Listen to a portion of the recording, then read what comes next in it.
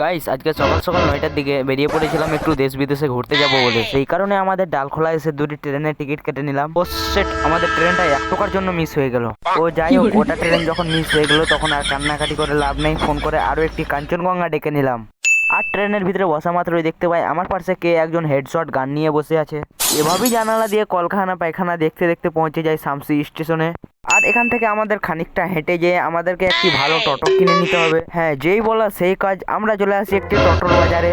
আর এখান থেকে একটি ভালো দেখে কালো টোটো কিনে আমরা যেতে থাকি মহারাজনগরের দিকে। আর আধা আধি রাস্তায় আমাদেরকে নামিয়ে বললো, তোমরা তোমাদের রাস্তা দেখে নাও, আমি যাচ্ছি এখন বাড়ি। কিন্তু তাকে কে বোঝাবে বলো, আমরা তো অন্য পৃথিবীর না, মানে অন্য এলাকার লোক।